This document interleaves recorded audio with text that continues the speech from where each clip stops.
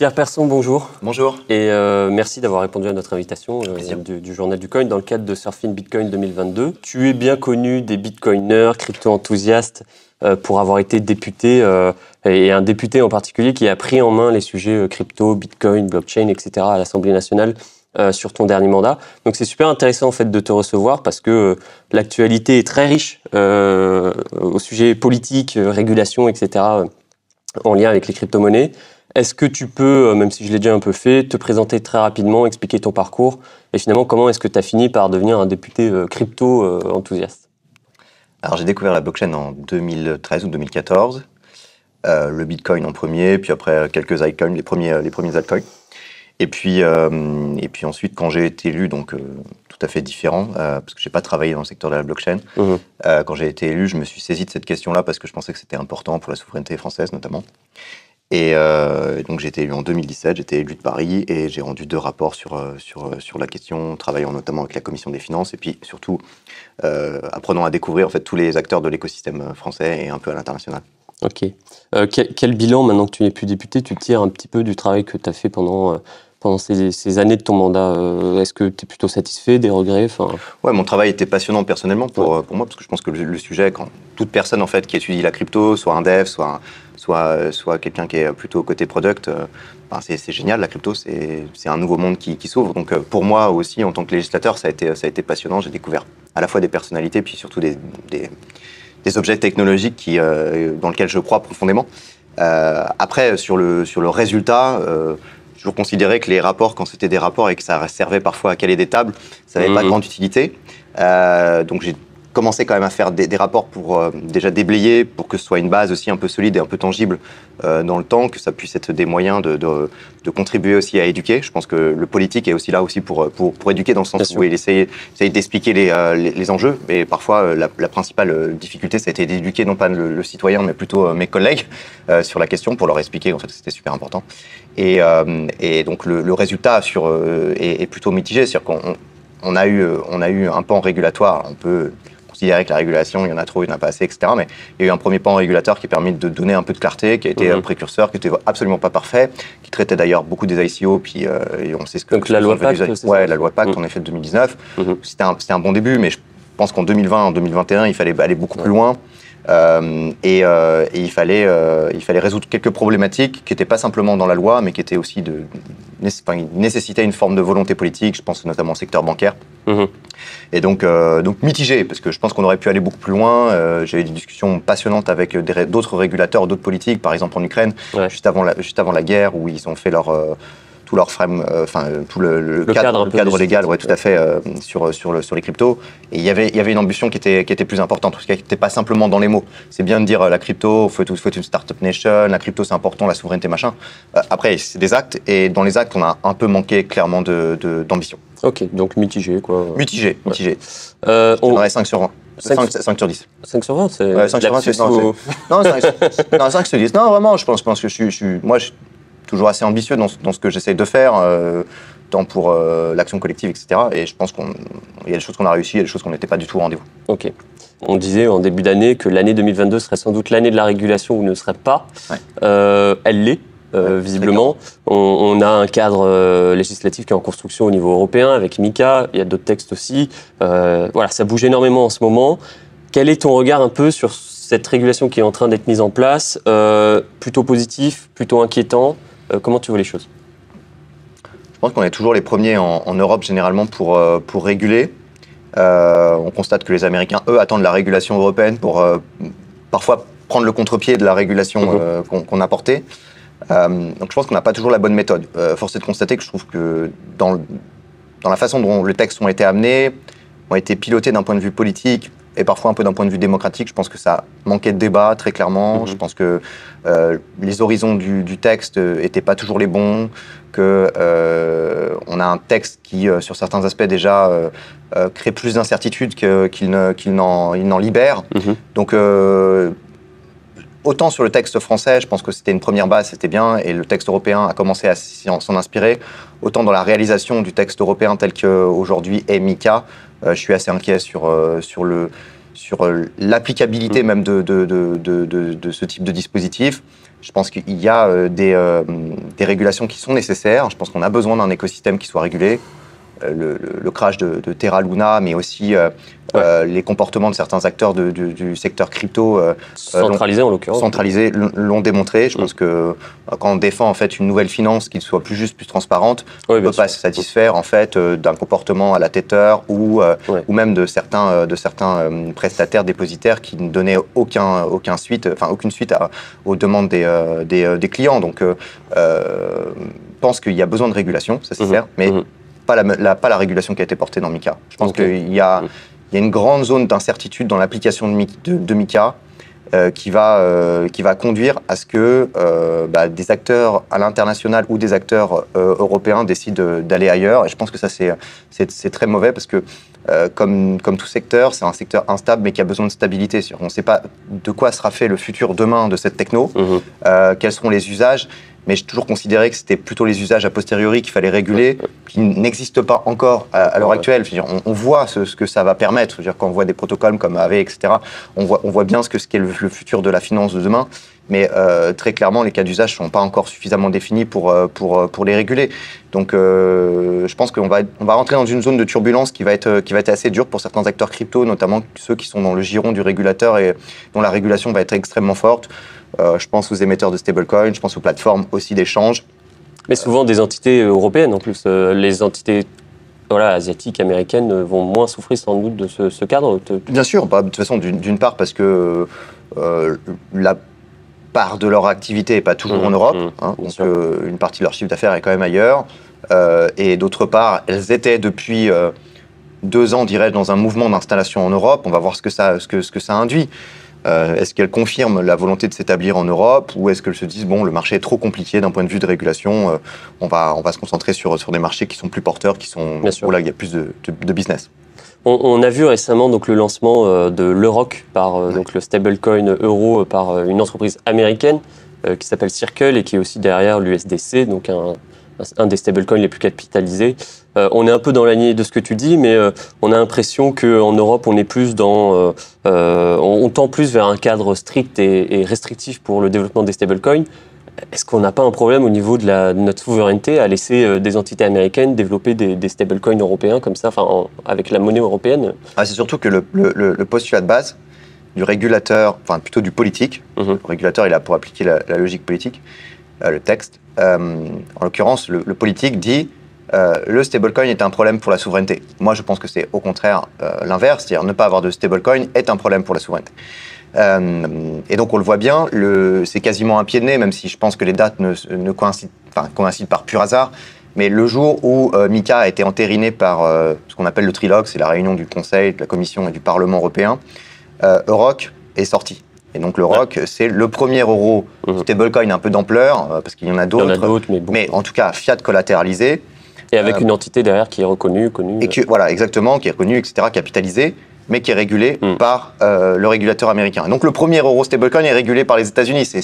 En tout cas, c'est un pied de nez, oui, c'est un pied de nez. En tout cas, c'est la triste suite en fait de cette logique qui conduit à ce que l'innovation se fasse ailleurs et où nous, en tant qu'Européens, nous sommes les simples consommateurs des produits américains ou asiatiques. Et ça, c'est un vrai problème. Donc, dans l'ambition politique, on voit bien qu'il y a un déséquilibre.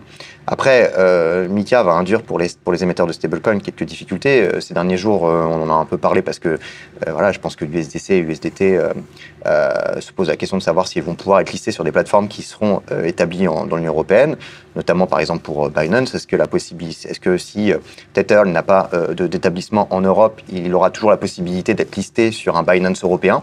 Dans les textes, normalement, non. Donc, tu fais référence à des textes qui sont sortis un petit peu récemment, là, où on a vu... en fait, il y a eu en effet un réveil de ces acteurs américains qui disent oui, mais en fait, la législation européenne, là, en l'état, ne permettra plus de commercialiser ce produit sur le territoire européen si on n'a pas notre réglementation. Moi, je pense que c'est à la fois une bonne chose, mais comme d'habitude, on est allé encore trop loin. C'est-à-dire que c'est beaucoup trop restrictif, même si je pense qu'en tant qu'Européens qui... on aime bien la transparence. Les modèles comme Tether ou Circle sont pas toujours adéquates, quoi. En tout cas Tether pour le coup. Clairement.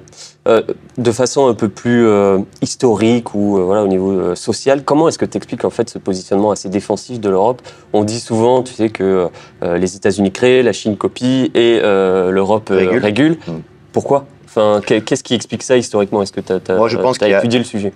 Non, je sais pas. Je pense que il y a à la fois un peu de sociologie. Enfin, il y a une véritable aversion au risque, je pense, en Europe. L'humain est averse au risque en général, mais je pense que les Européens le sont plus que les Américains lorsqu'il s'agit de business. Ensuite, la question financière est quelque chose aussi où il y a une frilosité importante en Europe. Je pense que perdre de l'argent aux États-Unis dans une logique de capital et risque, c'est tout à fait assumé.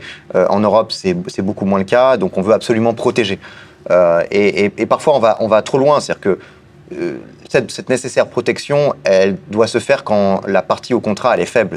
Elle n'a pas en capacité en fait, de se défendre, de connaître les informations, etc. Et dans la crypto, il y a des cas où nécessairement on a besoin de réguler pour protéger en fait, l'investisseur et un investisseur qui n'est pas qualifié, qui n'a pas les informations nécessaires. Mais on va toujours trop loin, c'est-à-dire qu'on veut toujours en fait protéger. Ça ne nous viendrait pas à l'idée de protéger BlackRock contre eux-mêmes, enfin contre leurs investissements. Je pense qu'aujourd'hui, ce sont des professionnels. Ils agissent dans un monde où ils connaissent les risques et donc la nécessité de protection, elle ne doit pas être la même. Donc on a cette difficulté à trouver le bon curseur et je pense que c'est toujours ce besoin en fait de réguler, de protéger, d'encadrer qui parfois cause certains torts, à mon avis, à l'innovation en Europe. Ouais. On a eu le sujet de Tornado Cash ces derniers jours, ces derniers temps. Sujet qui finalement remet un petit peu en question le niveau de respect de la vie privée, des questions aussi comme le caractère décentralisé de certains protocoles. Quel est ton avis un petit peu sur cet événement et qu'est-ce que ça induit aussi pour l'avenir du secteur? Est-ce qu'on n'est pas dans une crise existentielle sur l'aspect décentralisé un peu des protocoles blockchain finalement? Au-delà de la décentralisation, ce que je retiens, c'est qu'on serait coupable en fait d'anonymiser des transactions. Il y a une présomption de culpabilité. Exactement. En gros, si vous voulez cacher quelque chose, c'est que vous avez quelque chose à cacher. Moi, c'est d'ailleurs mon premier problème avec la monnaie digitale de banque centrale, c'est que politiquement, on ne sait pas quel sera son fonctionnement et quelles seront les informations que l'État, enfin la personne publique, parce que l'État, c'est pas un gros mot, en fait, il n'y a personne qui se cache derrière l'État, en fait, c'est une somme d'institutions qui est censée représenter l'intérêt général. Donc, j'ai pas de problème avec ça, mais directement, ça veut dire qu'il doit y avoir des garde-fous parce qu'on ne doit pas avoir la possibilité, en fait, sans intervention du juge judiciaire, de pouvoir savoir ce que fait Monsieur X ou Monsieur Y, etc. Et donc, ce que je retiens dans Tornado Cash, c'est que le fait de mixer et de cacher en fait la provenance de ces fonds est quasiment constitutif d'un délit. Le deuxième problème, c'est que ceux qui auraient créé en fait l'outil seraient coupables, ou en tout cas présumés coupables, des crimes qui auraient pu être commis, soit de blanchiment d'argent, de financement du terrorisme, ou je ne sais pas. Pour rappel, en gros, un développeur a été arrêté aux Pays-Bas. Développeur de Tornado Cash, bon, on n'a pas encore les détails exacts de ce qui s'est passé, mais en effet, ça laisse entrevoir ce que tu es en train de dire. On ne s'est jamais posé la question de savoir si le président de la Fed était coupable pour l'utilisation du dollar dans des crimes ou dans des malversations. Je veux dire, il faut dissocier l'outil de ce qui permet de faire et de son utilisation. Ou le PDG d'un armurier, par exemple. Entre autres. Donc, je pense qu'on est vraiment dans un changement de paradigme qui, moi, me fait assez peur sur la question de la confidentialité, sur l'anonymat. Je pense que, d'ailleurs, le principal problème de la blockchain, c'est son absolue transparence et que demain, les IK ou bien d'autres protocoles seront nécessaires, en fait, pour cacher certaines informations parce qu'on n'a pas toujours envie de savoir, enfin, que son voisin n'a pas à avoir accès en fait à l'intégralité de notre solde bancaire aujourd'hui. Bon, c'est pareil pour l'État et aujourd'hui la blockchain, du fait de la transparence, permet parfois de révéler certaines informations qu'on aimerait bien ne pas avoir à montrer. Juste pour des questions, non pas qu'on a quelque chose à cacher, mais ça s'appelle la vie privée. Sinon, on vit dans un régime totalitaire où l'État connaît tout de ce qu'on fait et je pense qu'on n'aspire pas tous à vivre dans ce type de modèle. Donc, La vraie question, elle est plutôt comment est-ce que dans un modèle où il y a du pseudonymat, on arrive à défendre la vie privée, quels sont les outils qu'on met en place pour que l'individu puisse montrer lorsqu'il a montré quelque chose, mais que sinon, en fait, de manière originelle, ce soit caché. Ce qui était intégré à Tornado Cash, d'ailleurs, il y avait un certificat compliance qui permettait de justifier un petit peu... Mais c'est pour ça, moi, je suis revenu un peu sur Monero. J'avais comment dirais-je, j'avais un avis très tranché sur Monero en disant, bon... pas trop de problème à interdire en fait ce type de jetons, mais en fait je pense que ce type de jeton, quand il est manipulé correctement, il est salvateur parce qu'il permet de justifier si on veut justifier. Si la personne publique nous demande de justifier certaines choses, on est en capacité, sinon le reste c'est caché. Et donc la vraie question elle est plutôt là, mais on voit bien sur Transfer of Fund, qui est le texte qui prévoit en fait d'établir une forme de travel rule, qui est donc en fait la transmission des informations entre le prestataire centralisé et votre unhosted wallet, comme il est appelé dans les textes. Moi, je trouve ça très inquiétant. Et cette volonté toujours de superviser en fait les flux monétaires et d'avoir une logique un peu de Big Brother sur les transactions financières, moi, m'inquiète terriblement. Ok. Bon, on a parlé de plein de choses négatives là. Est-ce que on a quand même quelques motifs d'espoir au niveau européen, au niveau français, des choses sur lesquelles on en avance, où on est bien? Est-ce qu'on peut finir sur une note un peu plus positive entre guillemets? On peut toujours parler de la communauté, c'est-à-dire que la communauté française, elle est partout, elle est structurée, elle est dans tous les projets, elle est qualifiée, extrêmement compétente. Je veux dire, on a à la fois des techs, des entrepreneurs qui font un job formidable dans cet écosystème. Après, quand on a dit ça, la vraie question c'est est-ce qu'ils restent en France, est-ce qu'ils se structurent en France, et est-ce que ça va contribuer aussi à rééquilibrer un peu la bataille, qui est une bataille saine, économique, entre les grands modèles de ce monde-là, qui sont l'Asie, on va dire, avec la Chine dominante, et puis les États-Unis, et avec une Europe qui est un peu entre les deux, qui n'a pas trouvé vraiment sa place. Mais donc le sujet d'optimisme, il est plutôt là, en disant on a une communauté française déjà super. On a des talents en fait, qui sont, on a les meilleurs développeurs, les meilleurs en ingénierie, on est très très bon. Enfin, on a aussi des projets comme Ledger, Sorar, Keiko qui sont capitalisés, qui surnagent un peu certes, mais qui sont là. La vraie question, c'est est-ce qu'on saura dans les... Allez, je pense que ça va jouer dans les 4-5 prochaines années, parce qu'après le match sera plié. Est-ce qu'on saura créer des entités, licornes ou pas, je ne sais pas, d'un point de vue capitalistique, mais qui sont systémiques, ce qu'on peut considérer comme les GAFA. Ledger pourrait être un de ces GAFA sur la custody et sur la sécurité, mais typiquement aujourd'hui on n'a pas de plateforme d'échange, on n'a pas d'émetteur de stablecoin. En fait, on n'a pas les pelles et les pioches, donc on a des belles boîtes qui contribuent, qui sont indispensables à l'écosystème, mais pour être souverain, il faut quand même avoir l'infrastructure. Ça pose la question du minage, ça pose la question des émissions de tokens. Donc ça, c'est le vrai enjeu qui va jouer dans les 4-5 ans. Si on n'a pas ces acteurs-là sur le territoire, je pense qu'on aura raté une étape. Ok. Question un peu plus personnelle, Pierre. On est dans une période incertaine au niveau du cours des crypto-monnaies, du marché. Comment est-ce que toi, tu abordes ça? Est-ce que tu es investisseur déjà? Est-ce que tu restes en retrait? Qu'est-ce que tu fais vis-à-vis de... Non, mais moi, je suis maximaliste, mais plutôt crypto, pas simplement en Bitcoin. Okay. Donc, j'ai une grande partie de mon épargne, si ce n'est quasiment tout, en crypto, parce que j'ai toujours fonctionné comme ça.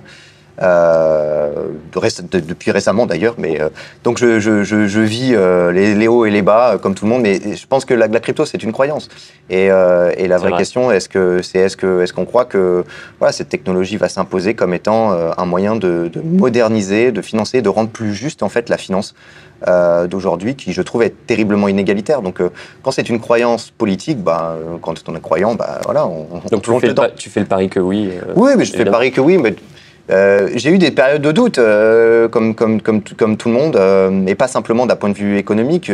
La période post-2017, même si j'avais pas d'argent en fait sur les marchés à ce moment-là, quand j'ai commencé à travailler sur mon premier rapport, je me suis demandé est-ce que vraiment de cette bulle qui avait explosé des ICO, il y avait quelque chose qui allait... On s'est tous posé la question. Voilà. Mais 2019 et 2020 m'ont démontré que j'avais eu tort de douter. Donc voilà, je pense qu'on est dans des cycles d'adoption qui vont s'accélérer. Et après, la vraie question, c'est est-ce que l'évangile Bitcoin gagne? Est-ce que la finance traditionnelle est remplacée par la finance des cryptos? Ou est-ce qu'il y a un merge des deux? Tout à fait. Et est-ce qu'on arrive collectivement à trouver des usages qui soient plus équitables, plus justes, plus transparents, plus sains finalement de cette nouvelle finance? Le grand risque, parfois, tomber dans les mêmes mots peut-être aussi. Exactement, exactement. Et dans l'institutionnalisation de la finance crypto, il y a des mauvais travers, il faut quand même le dire. Mais ça, en fait, on a tous les clés en tant qu'entrepreneur aujourd'hui pour constituer cette finance. C'est pour ça que le débat politique doit avoir lieu dans la communauté. Et je pense que la communauté doit aussi essayer de séparer ce qu'il y a du bon et du mauvais dans les projets, surtout dans la façon dont ils sont conduits ces prochains mois et prochaines années. Ok. Et la suite, tu étais député, tu ne l'es plus. Qu'est-ce que tu comptes faire? Là, je suis retraité et chômeur. Retraité et chômeur, ok. Un cumul un peu baroque. Qu'est-ce que tu comptes faire? Pour l'instant, j'ai pas encore totalement arrêté. Je réfléchis notamment à des projets. J'ai pas encore totalement. Projet politique ou projet? Non. Je pense que la politique, c'est un temps de la vie. Je pense que on peut pouvoir faire de l'art politique totalement différent dans les associations, même en menant des projets entrepreneuriaux. Donc très certainement que mon projet futur sera un projet politique, mais dans le monde de la vie économique. Ok. Pierre, merci beaucoup d'avoir répondu à la sollicitation du Journal du Coin et à très bientôt. À très vite. Merci.